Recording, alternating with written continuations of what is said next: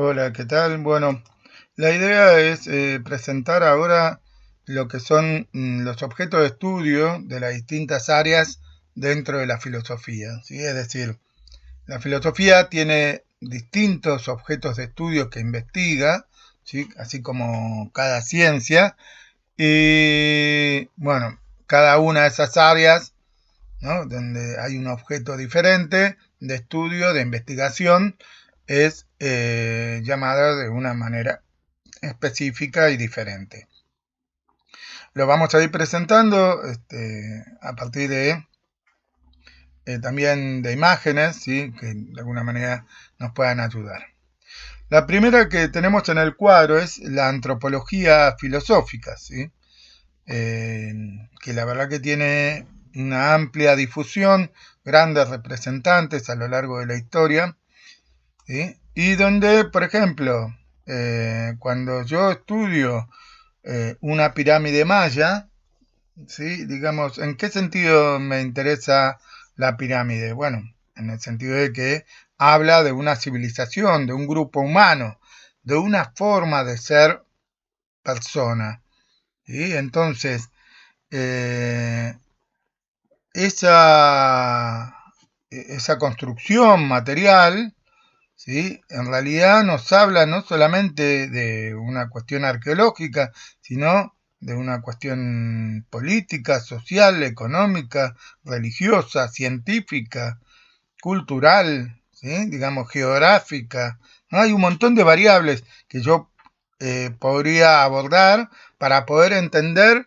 a ese grupo humano que eran los mayas en determinado momento histórico y no otro, que después, digamos, como sabemos, ese pueblo se diseminó porque justamente los españoles empezaron a matarlos y se fueron mezclando con otros pueblos y desaparecieron como cultura, ¿no?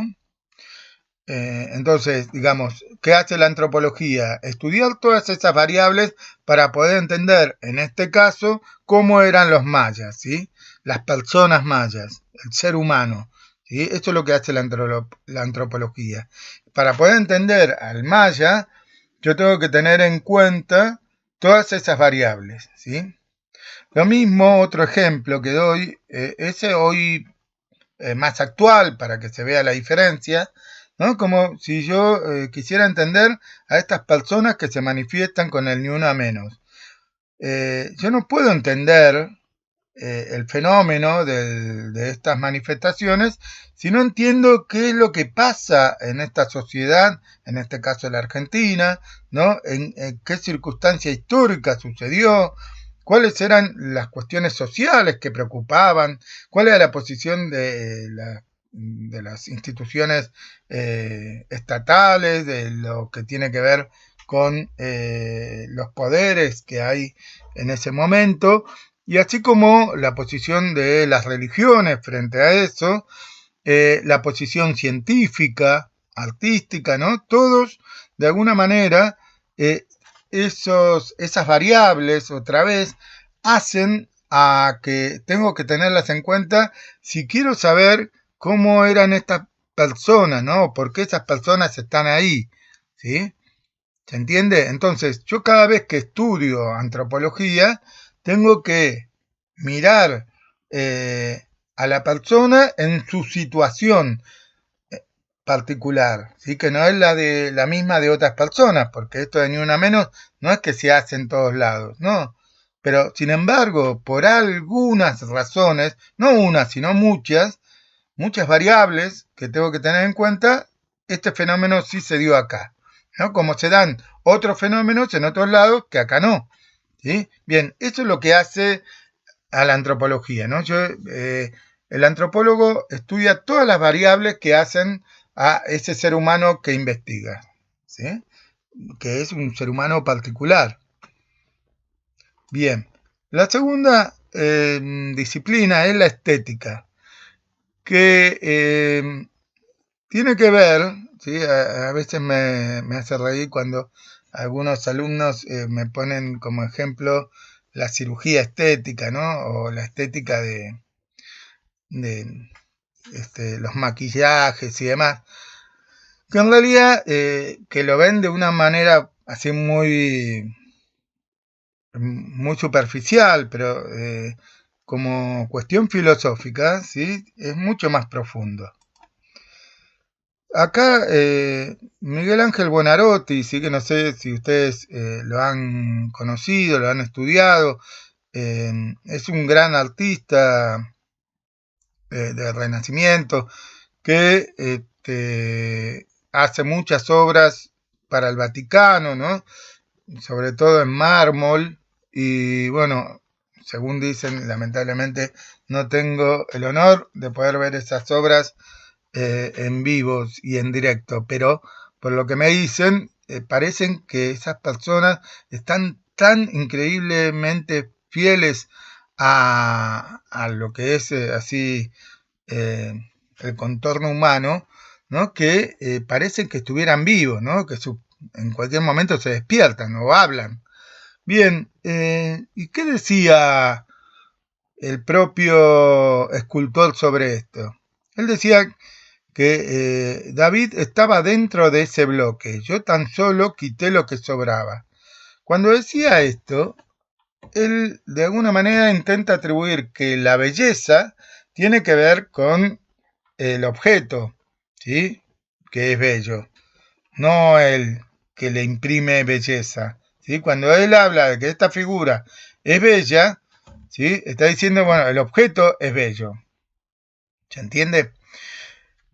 Lo cual también tiene su otra mirada donde otros pensadores lo que dicen es, no, bueno, belleza tiene que ver con la persona que observa, ¿no? Quien le da la belleza, o puede utilizar el término esto es bello, ¿no? O es hermoso, a un objeto artístico, es el sujeto que lo observa, ¿no? Acá Miguel Ángel lo que está diciendo es, no, el objeto de por sí es el que imprime la belleza, no el que lo mira. Bueno, son posiciones muy radicales, muy diferentes, pero a partir de las cuales hay en el medio un montón de otras posiciones intermedias que han estado a lo largo de toda la historia de la humanidad, ¿sí? También, digamos, uno podría decir, bueno, esto que es ¿no? Uno podría decir, este es un mamarracho, diría alguno, ¿no? Hablando del observador. Sin embargo, esto es lo hizo Pollock, ¿sí? Un gran pintor del siglo XX, que trabajaba con esa técnica de las manchas, ¿no? Y cuyas obras salen fortuna, o sea que alguien las considera no bellas, muy bellas, ¿sí? Bien, cuando hablamos de esto, entonces, es uno de los temas que siempre ha estado instalado, ¿no? ¿De qué depende la belleza? ¿Qué hace a la belleza? Bueno, pregunta que sigue sin responder satisfactoriamente a todos. Esto es lo que estudia la estética. La ética, ¿sí? Cuando hablamos de la ética, hablamos de las cuestiones morales y cómo se vinculan los seres humanos entre sí. Y acá ponemos el acento en que estamos en sociedades donde sabemos que hay cosas que se pueden hacer y cosas que no se deben hacer, ¿no? Eso lo tenemos por ejemplo, en las sociedades, en las reglas, ¿no? Que eso lo tenemos en la Constitución Nacional, que nos dice nuestros derechos y deberes, lo tenemos también en la Constitución de la Ciudad de Buenos Aires, lo tenemos también en las escuelas, ¿no? En los códigos de convivencia, las normas de convivencia, es decir, todas las sociedades, grandes y pequeñas, tienen sus normas de convivencia social, ¿no?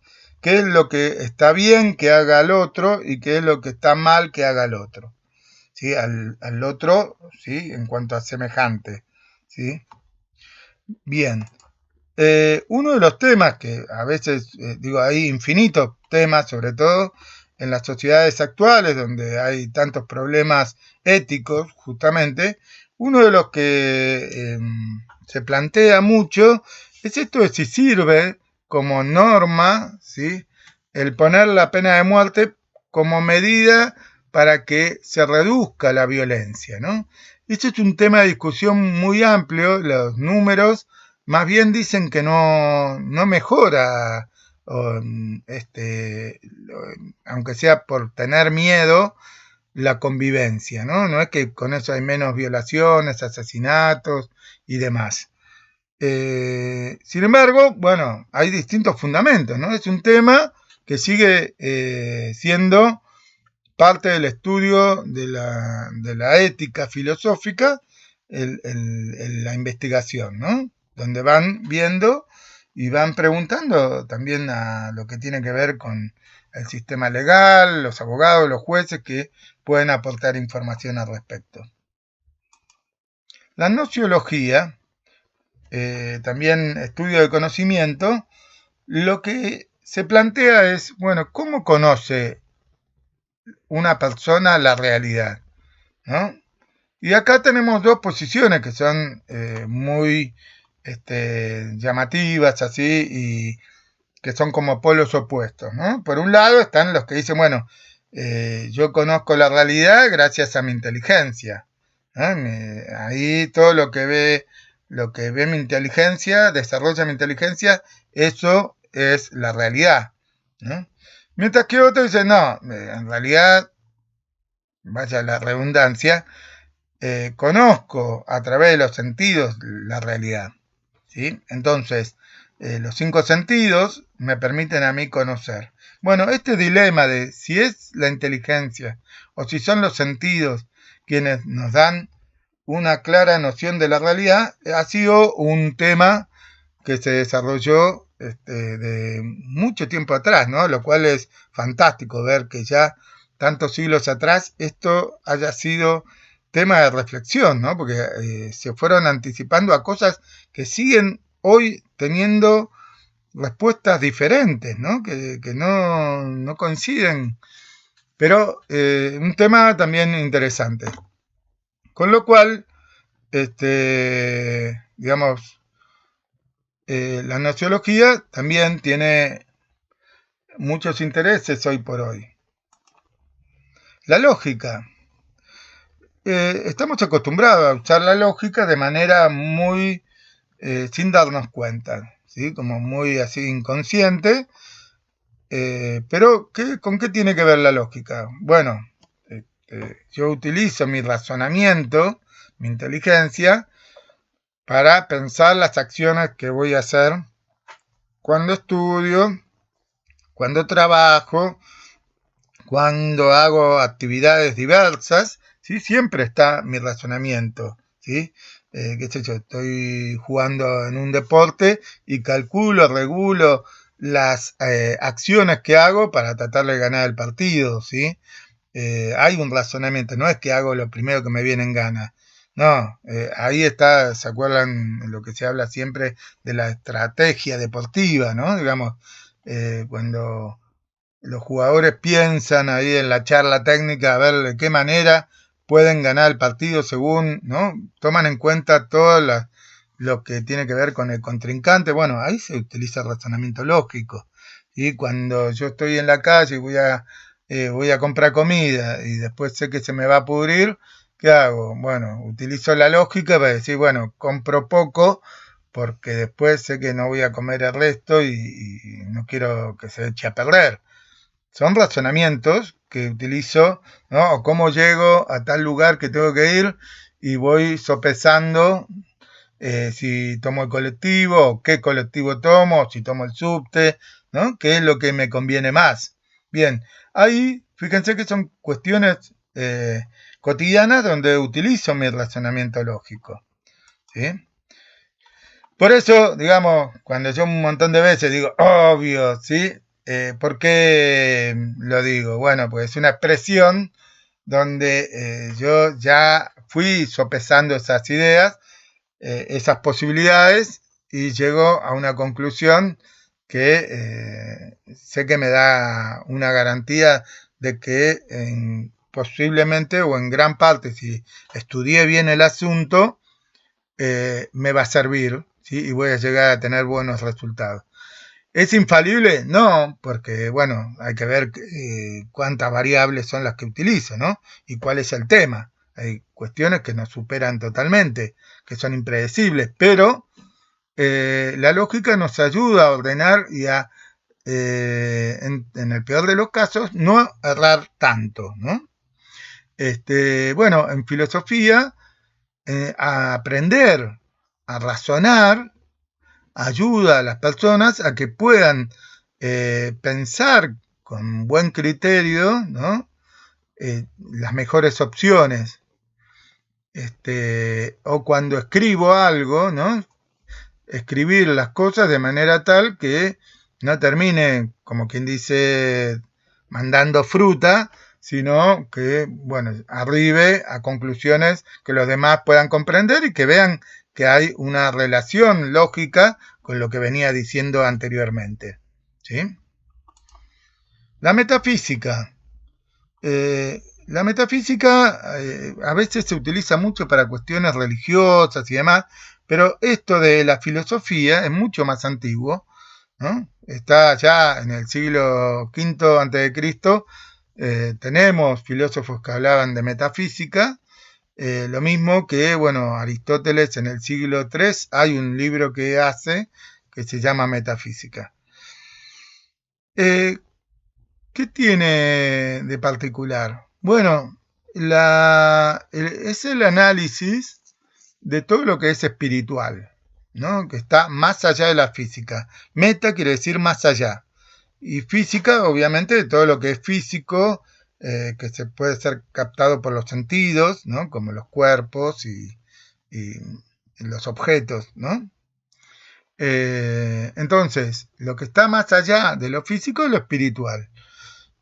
Hubo y hay gente que le interesa, por ejemplo, el tema espiritual del alma, ¿no? ¿Dónde está el alma? ¿Sí? ¿En qué lugar?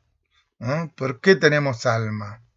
¿No? Entendiendo que el alma anima justamente nuestro cuerpo, ¿no? El cual, si no tuviera un ánima, un alma, sería un cadáver, ¿sí? Pero el otro gran tema, el que más así tal vez ha abundado en la historia de la filosofía, es esto de si existe un ser superior o Dios, ¿no? Y cómo lo fundamentamos sin apelar a la creencia, a la fe. ¿Por qué? Porque la fe es un salto al vacío en esto de que no tenemos en cuenta lo inteligente, ¿sí? Los fundamentos que me dan veracidad, ¿no? Digamos, el que cree, cree porque sin ver, sin constatar, ¿no? Que existe ese ser superior, ¿no? Todas las religiones, digamos, salvo excepciones que han tenido experiencias místicas, ¿no? La realidad es que las millones y millones de personas que creen en algún tipo de Dios, bueno, lo hacen sin pensar, sin tener elementos probatorios de la existencia de ese Dios. ¿Sí? Hacen un salto de fe. En cambio, lo que nosotros acá estamos planteando es que la filosofía lo que busca es decir, bueno, ¿cómo yo, a partir de los datos de la realidad, puedo llegar a determinar si existe o no un ser superior? ¿Ah?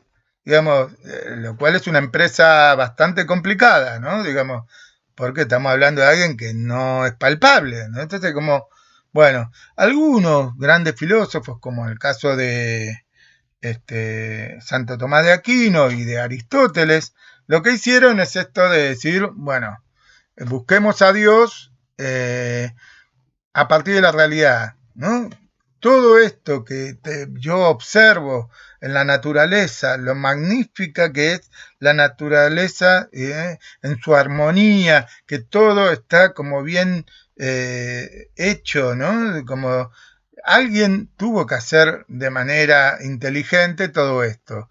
Y obviamente no puede ser un ser humano. Por lo tanto, ¿no? Aristóteles hablaba de un primer motor inmóvil, ¿no? Que es una definición que no voy a desarrollar acá porque la idea es que no abrumarlos, pero digamos, donde él trataba de entender que alguien, ¿sí? Una entidad tenía que haber pensado todo esto, ¿sí? ¿Sí? Él siendo ateo totalmente, pero él desde simplemente la observación de la realidad.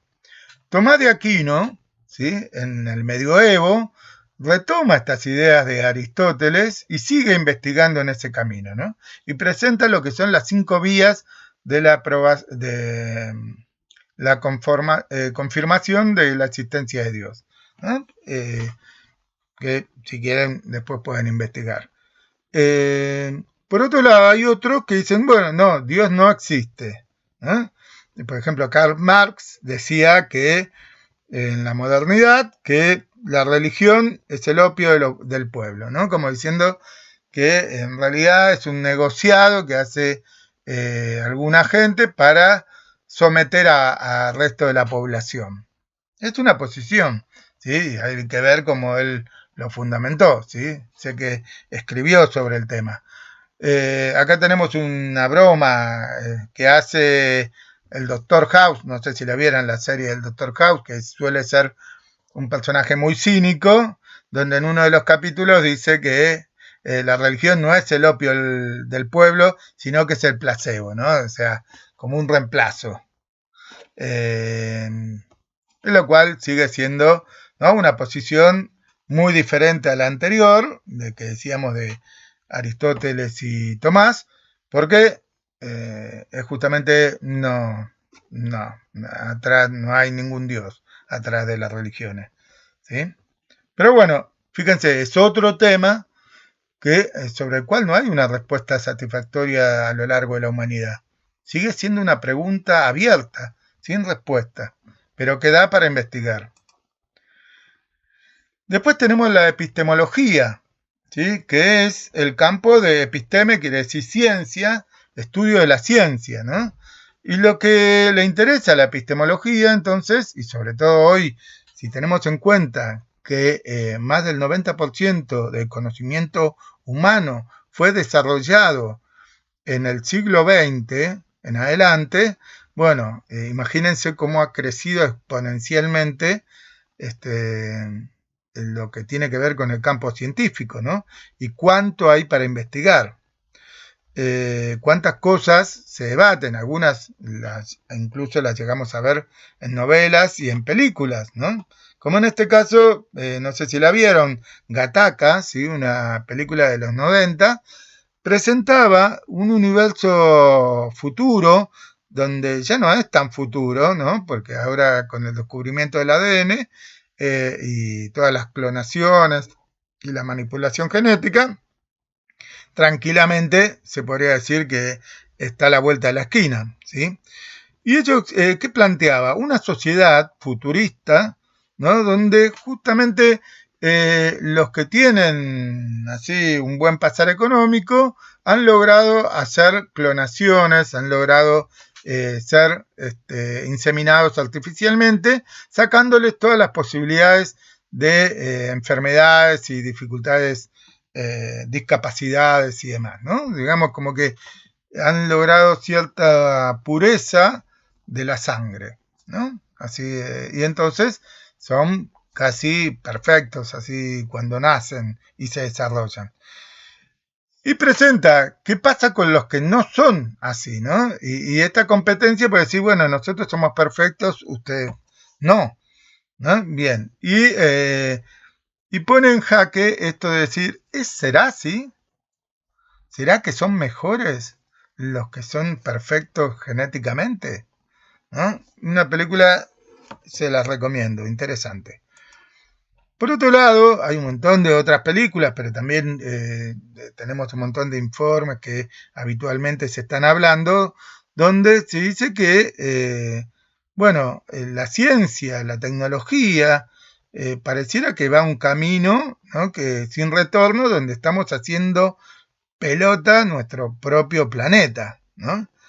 Lo cual algunos auguran, qué sé yo, por ejemplo, hace poco escuchaba que Buenos Aires, como otras grandes ciudades del mundo que están en la costa, van a desaparecer por las mareas que van a crecer, van a subir el agua, más los deshielos, ¿no? Que van a hacer que suba con la sal también los volúmenes de agua en las costas y que entonces, bueno, en 50 años vamos a tener una realidad geográfica muy diferente, ¿no? Bueno, es una cosa que la verdad que no me simpatiza, no sé a ustedes, pero que plantea una preocupación como también es la preocupación por lo que se hace con la contaminación ambiental, sonora, ¿no? La contaminación de los ríos, los mares, tirando cosas, ¿no? Todavía no aprendimos, lamentablemente, ¿sí? Esta cuestión. Y esto, bueno, eh, un área de trabajo es, bueno, ¿y qué responsabilidad tiene la ciencia en todo esto? Está bien que la ciencia diga, ah, no, yo hice los adelantos científicos, pero lo demás corre por cuenta de ustedes, ¿no? Tendría que ser más responsable en estas cuestiones, tiene una responsabilidad en lo que suceda en nuestro futuro cercano con el planeta. Bien, estos planteos morales, ¿sí? Que podríamos hacer, perdón, morales, epistemológicos. Por último, ustedes verán al final del apunte estas otras eh, áreas que son mucho más nuevas, que se están desarrollando en este último, del siglo XX en adelante, están creciendo con mucha fuerza, ¿no? Como la filosofía del lenguaje, que lo que busca es ver cómo el lenguaje muchas veces tiene lo que se llama metalenguaje, ¿no? Un significado mucho más profundo, ¿no? Que a veces la palabra dice mucho más de lo que dicen, ¿no? O la historia, que trata de ver si la historia es lineal o realmente, ¿cómo puede ser? Si es lineal, que siempre, cada tanto, volvemos a tener siempre, ¿no? Las mismas crisis, los mismos problemas, ¿no? Digamos, ¿cómo entendemos entonces la historia? ¿Es tan lineal o no? ¿No? Porque tenemos un Hegel que decía que nosotros hacíamos como una espiral ascendente, ¿no? Pero bueno, no quiero abrumarlos con esto. La filosofía de las religiones, que un poco plantea esto que decíamos antes de Karl Marx, ¿no? Digamos, eh, ¿cuál es el sentido de las religiones a lo largo de la historia? La filosofía del derecho, ¿no? Que se plantea, bueno, el derecho de cada uno de los países, si realmente ayuda o no ayuda, ¿no? Socialmente. Hoy nos planteamos en nuestro país, por ejemplo, si nuestros jueces son o no probos, ¿no? Es decir, que son realmente lo que buscan es justicia para los demás o siguen determinados intereses que convienen a algunos y que, oh casualidad, esos algunos son los poderosos, ¿no? Y entonces, ¿dónde dejamos de tener justicia? ¿No? Es un planteo que también puede surgir. O la filosofía política, ¿no? Donde, por ejemplo, tenemos Hannah Arendt, ¿sí? Una gran filósofa del siglo XX, que desarrolló mucho estas cuestiones del estudio de, bueno, ¿qué hace la política? ¿Cuál es el papel de la política dentro de una sociedad? ¿No? ¿Ayuda? ¿No ayuda? Para que mejoren las sociedades, ¿no? ¿Cuáles son los obstáculos? ¿Cuáles son los desafíos que tiene? Bueno, son muchas de estas cuestiones que no vamos a abordar para que justamente no confundir con las anteriores, sino que vamos a trabajar con el listado que antes vimos, ¿sí?